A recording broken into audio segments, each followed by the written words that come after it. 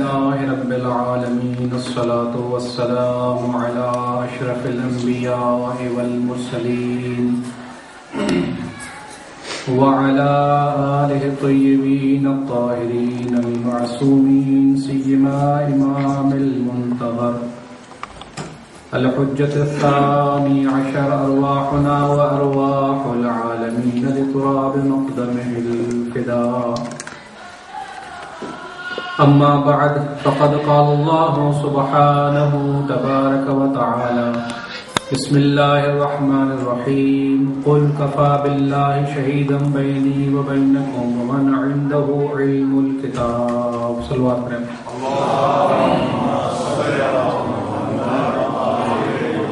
آئیے مل کے بین ایسوسیشن کی قبولیت کے لیے دعائیں زمانہ پڑھتے ہیں. بسم اللہ الرحمن الرحیم اللهم كل وليك الحجة ابن الحسن صلواتك عليه وعلى آبائه في هذه الساعة وفي كل ساعة وليا وحافظا وقائدا وناصرا ودليلا وعينا حتى تسكنه أرضك طوعا وتمتعه فيها طويلا.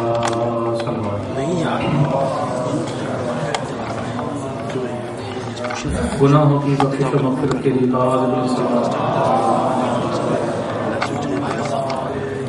ماشاء اللہ کافی تعداد مومنین ہیں. بآواز بلند صلوات پڑھیں.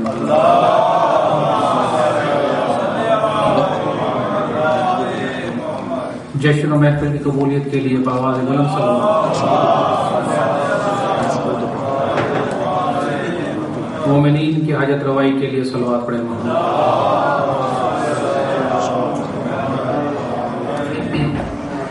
امام زمانہ کی رضا و خوشنودی کے لیے صلوات پڑھیں.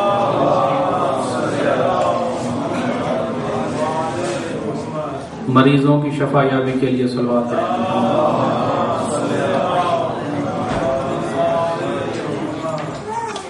خدا مطالعہ مومنین کا اس فرش محفل میں تشریف لانا اپنی عبادت و شمار فرمائے اور جس مقصد کو لے کر اس بارگاہ امامت میں حاضر ہوئے ہیں پروردگار ان تمام حاجتوں کو پورا فرمائے.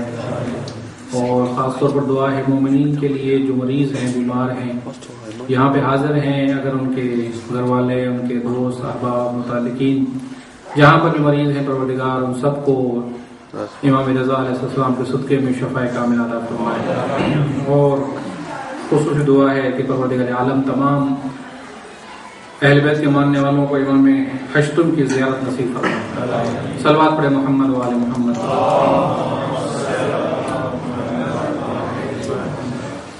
اس سے پہلے ایک عرائض آپ کی خدمت میں عرض کروں. ایک گزارش آپ کی بارگاہ میں عرض کروں گا. جیسا کہ آپ جانتے ہیں کہ پاکستان میں سیلاب کی وجہ سے بہت سے لوگ متاثر ہوئے ہیں اور ان میں ہمارے مومنین سادات بھی شامل ہیں کثیر تعداد میں جن کے پاس کچھ بھی نہیں ہے نہ کھانے کے لیے نہ پینے کے لیے نہ رہنے کے لیے نہ علاج کے لیے.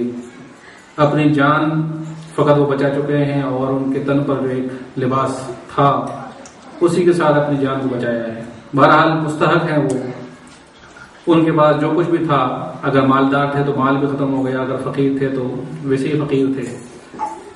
تو اس موقع پر پروردگار عالم اور آل محمد کی خواہش یہ ہوتی ہے کہ ہمارے ماننے والوں کی مدد کریں اور جو صاحب حیثیت ہیں جو سب کچھ رکھتے ہیں ان سے خواہش کرتے ہیں کہ وہ مومنین کی اسپیشلی طور پر مدد کریں تاکہ مومنین سروائیو کر سکیں اور اپنے لیے کچھ نہ کچھ کم سے کم اپنا سر چھپانے کے لیے اپنا پیٹ پالنے کے لیے کچھ انتظام کر سکیں. لہذا گزشتہ سال بھی سیلاب زدہ لوگوں کے لیے اور اس میں بھی کوشش تھی کہ مومنین کے لیے اور سادات کے لیے کوشش کریں. کچھ یہاں پہ ہم نے فنڈ جمع کیا تھا اور مستحقین تک پہنچایا تھا. تو اس سال بھی وہاں پہ مستحق ہیں اور تقاضا بھی کرتے ہیں اور سوال بھی کرتے ہیں. بہرحال آپ مومنین سے مومن سے ہی سوال کرتا ہے، اور مومن سے ہی بہتر ہے کہ آپ سوال کر کسی غیر سے نہ کریں۔ لہذا اس سال بھی آپ سے تقاضا ہے کہ آپ تعاون کریں اور دل کھول کے تعاون کریں، تاکہ کچھ نہ کچھ ہم ان کے مسائل کو حل کر سکیں۔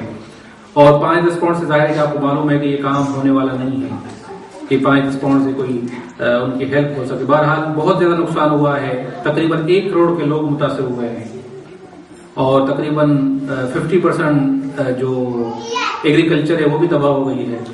تو بہرحال بہت مشکل حالات ہیں۔ آپ سے تقاضا ہے کہ خواتین سے بھی اور تمام افراد سے جو بھی کماتے ہیں، جس کے پاس تھوڑا بہت پیسہ ہے، وہ اپنے لحاظ سے جتنا بھی ان کے پاس ہے اس لحاظ سے تعاون کرے، تاکہ مومنین کی ہم مدد کر سکے۔ صلوات پڑھیں محمد والے محمد، پھر بھی صلوات پڑھیں محمد والے محمد۔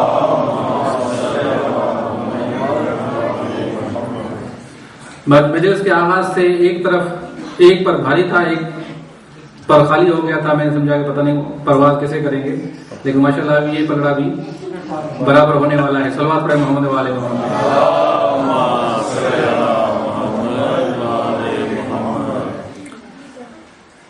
خدا متعال نے 3 مہینوں کو ماہ حرام قرار دیا ہے۔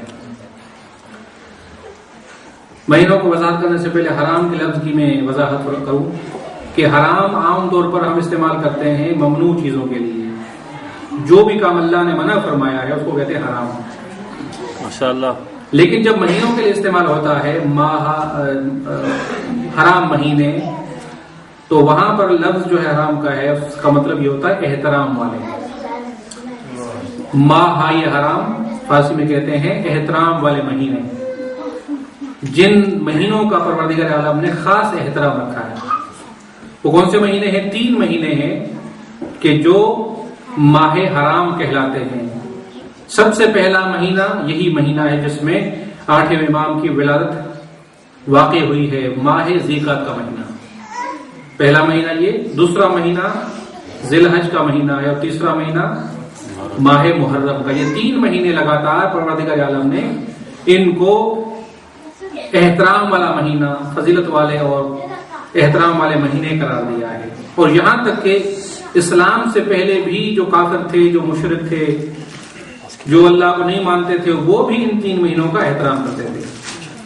اور ان کے احترام کا انداز یہ تھا کہ جیسا کہ آپ کو معلوم ہے کہ پیغمبر کے زمانے سے پہلے، ان کی رسالت سے پہلے عربوں میں جنگیں ہوتی تھیں، کئی سال، 50 سال، 80 سال، 100 سال تک جنگیں چلتی تھیں۔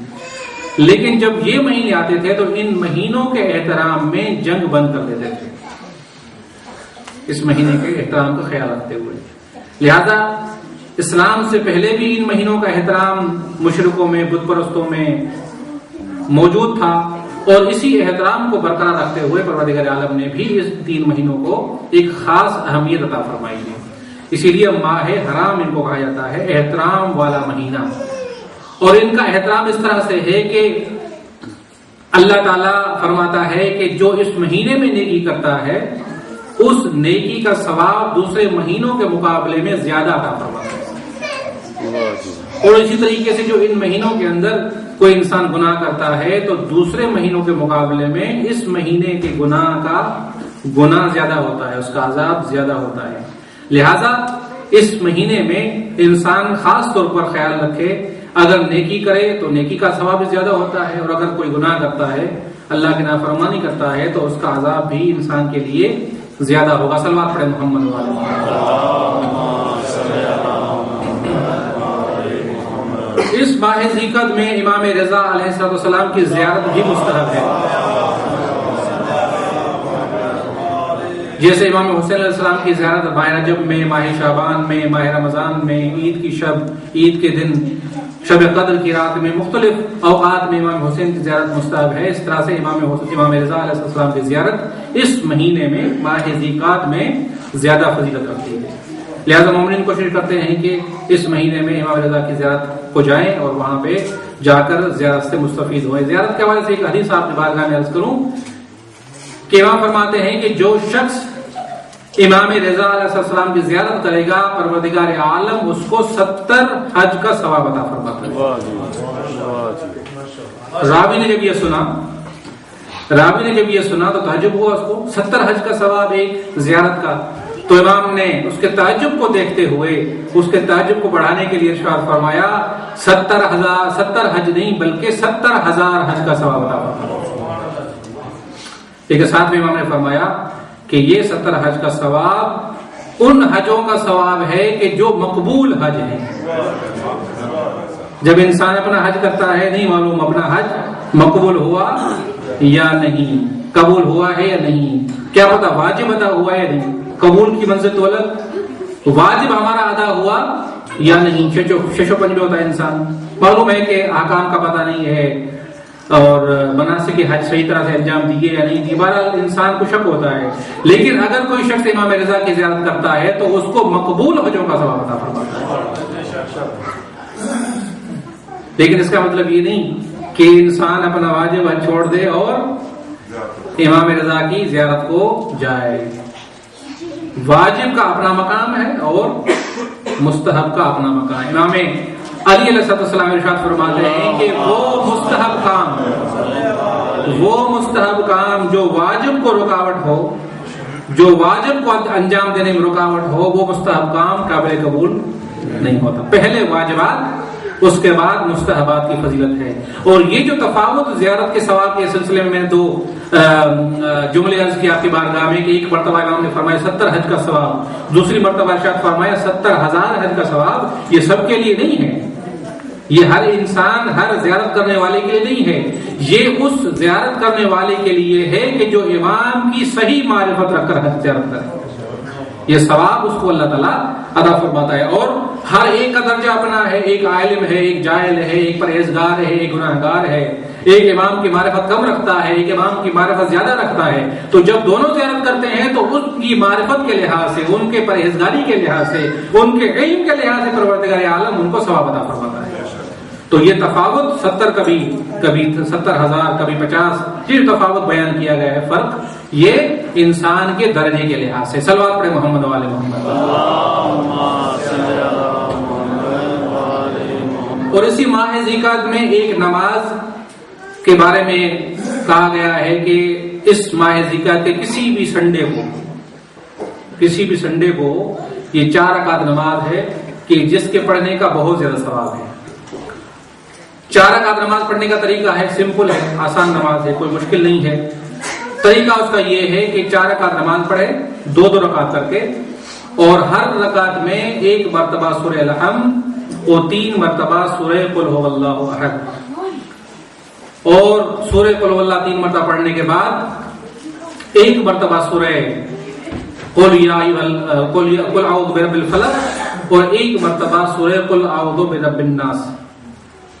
2 قل جس کو معوذتین بھی کہا جاتا ہے, دونوں قلوں کو ملا کے 4 قل تو 4 قل ہے, اور ان 2 قلوں کو معوذتین کہا جاتا ہے. یہ نظر بد کے لیے بھی بہت اچھے ہیں, جس کو نظر بد لگے یا نظر بد سے بچنا چاہے تو یہ 2 قل اپنے اوپر پڑھاتا رہے.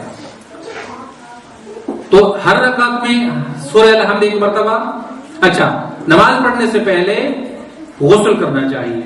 اس نماز کے خاص طور پر حکم ہے کہ غسل کریں, غسل کے بعد وضو کریں, وضو کے بعد ہی 4 رکعت نماز پڑھیں. ہر رکعت میں 1 مرتبہ سورہ الحمد, 3 مرتبہ سورہ قل اللہ اور سورہ قل اعوذ برب الفلق 1 مرتبہ, سورہ قل اعوذ برب الناس 1 مرتبہ. ہر رکعت میں اتنا ہی پڑھنا ہے. 4 رکعت جب ختم ہو جائے 2 کر کے پڑھنی ہے. 4 رکعت جب ختم ہو جائے تو اس کے بعد استغفر اللہ ربی واتوب الیہ کی تسبیح نہیں بلکہ 70 مرتبہ استغفر اللہ ربی واتوب الیہ پڑھے. یہ بھی سب کو آتا ہے. اور اس کے بعد ایک جملہ ہے دعا کا, لا حول ولا قوت الا باللہ العلی العظیم یا عزیز یا غفار اغفر لی ذنبی وذنوب جمیع المؤمنین والمؤمنات فانہ لا یغفر الذنوب الا انت. یہ مفاتیح الجنان میں یہ دعا کا فقرہ موجود ہے. جب نماز ختم ہو جائے 70 مرتبہ استغفر اللہ ربی واتوب الیہ, اس کے بعد یہ جملہ پڑھیں. تو فرماتے ہیں کہ اس کا ثواب یہ ہے, جناب رسالت مآب صلی اللہ علیہ وسلم سے یہ روایت ہے, فرماتے ہیں کہ پیغمبر فرماتے ہیں جو اس نماز کو ادا کرے گا اللہ تعالیٰ اس کی توبہ قبول فرمائے گا اور اس کے گناہ بخش دیے جائیں گے, اور قیامت کے دن اس کے دشمن اس سے راضی ہو جائیں گے. ایمان کے ساتھ اس کی موت ہوگی, باایمان اس دنیا سے رخصت ہوگا، اس کا دین اس سے نہ چھینا جائے گا، کیونکہ ہمیشہ مومن کے لیے خطرہ ہے کہ شیطان تاڑ رہتا ہے کسی طریقے سے مومن کا دین چھین لے اس سے، تو اس کا ایمان بھی محفوظ رہے گا، اس کا دین بھی محفوظ رہے گا۔ پیغمبر فرماتے ہیں کہ اس کی قبر نورانی ہوگی، اس کی قبر وسیع ہو جائے گی، کھل جائے گی، بہت دور دور تک اس کے میں وسعت آ جائے گی اور نورانی قبر ہو جائے گی، اور اس کے ماں باپ اس سے راضی ہو جائیں گے۔ اس کے بعد فرماتے ہیں کہ اللہ کی مغفرت اس کے بھی شامل حال ہوگی، اس کے والدین کے بھی شامل حال ہوگی، اور اس کی ذریت کے بھی شامل حال ہوگی۔ اور پھر فرماتے ہیں کہ اس کے رزق میں وسعت ہوگی، اس کا رزق وسیع ہو جائے گا، اور جب ملک الموت اس کی روح کو قبض کرے گا تو نرمی کے ساتھ روح کو قبض کرے گا، اس کی جان آسانی سے نکلے گی۔ لہذا یہ فوائد ہیں اس نماز کے، جس سے غافل نہیں ہونا چاہیے۔ 4 رکعت نماز ہے اور بالکل سمپل طریقہ ہے اس کا، لیکن شرط یہ ہے کہ پہلے غسل کریں، اور غسل کرنے کے بعد اس نماز کو پڑھے۔ کسی بھی سنڈے کو، ذیقعت کے کسی بھی سنڈے کو انسان یہ نماز پڑھے تو انشاءاللہ پروردگار عالم یہ عظیم ثواب اس کو عطا فرمائے گا۔ صلوات پڑھیں محمد وعلی محمد۔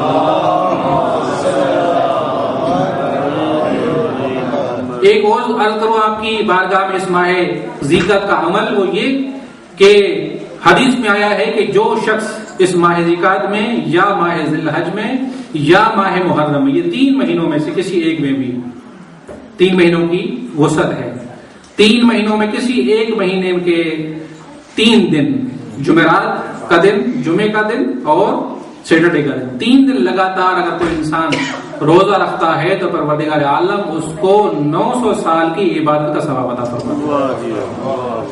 900 سال کی عبادت کا ثواب، بہت سمپل، بہت آسان۔ 3 روزے رکھنے ہیں کسی بھی مہینے کے ان دنوں کے اندر، جمعرات، جمعہ اور سیٹرڈے، تھرسڈے، فرائیڈے، سیٹرڈے، جن کے پر واجب روزہ ہے واجب روزہ رکھیں، جن پر واجب نہیں مستحب روزہ رکھ سکتے ہیں تو رخصت رکھیں۔ 900 سال کی عبادت کا ثواب پروردگار عالم عطا فرماتا ہے۔ صلوات پڑھیں محمد وعلی محمد۔ پھر بھی صلوات پڑھیں محمد وعلی محمد۔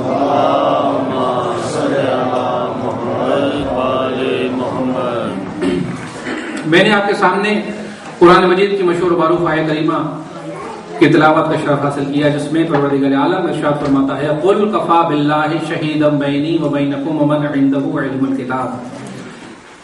پیغمبر نے جب اعلان رسالت فرمایا تو بہت سے لوگوں نے ان کی رسالت کا انکار کیا، کافروں نے، مشرکوں نے، بت پرستوں نے کہا کہ آپ اللہ کے رسول نہیں ہیں۔ تو پیغمبر کے سامنے جب انہوں نے انکار کیا تو پروردگار عالم نے پیغمبر کو تسلی دینے کے لیے یہ آیت نازل فرمائی اور فرمایا کہ پیغمبر آپ ان سے کہہ دیں قل کفی باللہ شہیدا بینی وبینکم ومن عنده علم الکتاب، پیغمبر آپ ان سے کہہ دیں کہ میری رسالت کی گواہی کے لیے ایک اللہ کافی ہے اور ایک وہ کافی ہے کہ جس کے پاس کتاب کا علم ہے۔ لہذا تمہیں گھبرانے کی ضرورت نہیں ہے، اگر یہ انکار کرتے ہیں تمہاری رسالت کا، انکار کرتے رہے، تمہیں کوئی نقصان نہیں ہوگا، انکار کرنے والوں کو نقصان ہوگا۔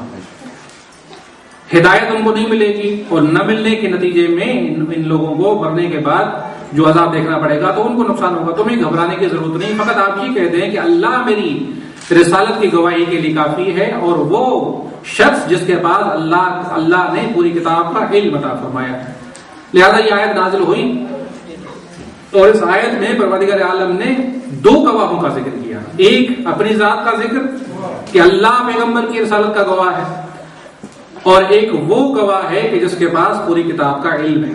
اللہ نے نام نہیں لیا، اس شخص کا اللہ نے نام نہیں لیا، اپنا نام لیا، لیکن اس ذات کا نام نہیں لیا کہ جو دوسرا گواہ ہے پیغمبر، اور نام نہ لے کر اللہ نے وہاں پہ صفت کا ذکر کیا، صفت کا تذکرہ کر کے اللہ تعالیٰ نے دوسرے گواہ کو بیان فرمایا کہ ایک تو وٹنس پیغمبر کی رسالت کے لیے اللہ، اور دوسرا وٹنس وہ جس کے پاس کتاب کا علم ہے۔ دیکھیں جب کسی انسان کا آپ تعارف کرواتے ہیں تو جب تعارف کرواتے ہوئے آپ فقط نام لیں تو اس انسان کی حیثیت، اس انسان کا اسٹیٹس، اس انسان کا جو لیول ہے وہ پتہ نہیں چلتا. نام لے لیں کسی کا، نام سے کسی انسان کی شخصیت کا پتہ نہیں چلتا، نام سے انسان کی حیثیت کا پتہ نہیں چلتا، نام سے انسان کے اندرونی جو صفات کمالات ہیں ان کا پتہ نہیں چلتا.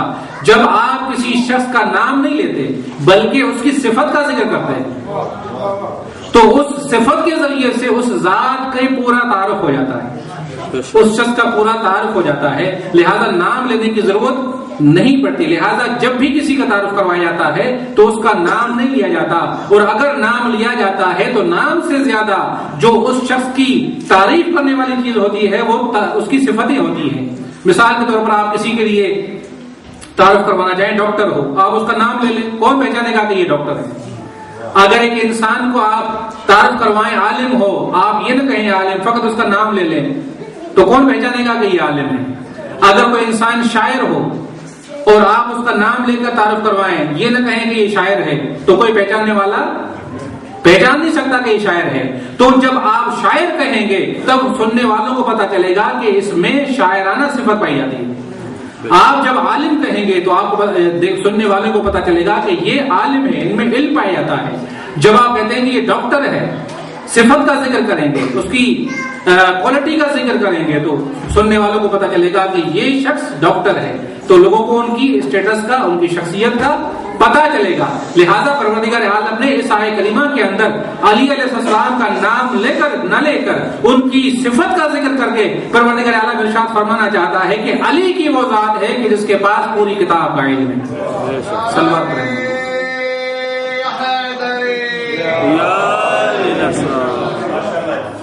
اور اس آیت میں پروردگار عالم نے دنیا کے قانون کا لحاظ رکھا ہے. دنیا میں کیا کہا جاتا ہے کہ بھائی 2 گواہ ہونے چاہیے، 2 وٹنس کم سے کم ہونے چاہیے. ایک وٹنس قابل قبول نہیں ہوتا، دنیا میں 2 گواہ چاہیے. تو پروردگار عالم نے بھی پیغمبر کے رسالت کے لیے صلوات پر محمد والے محمد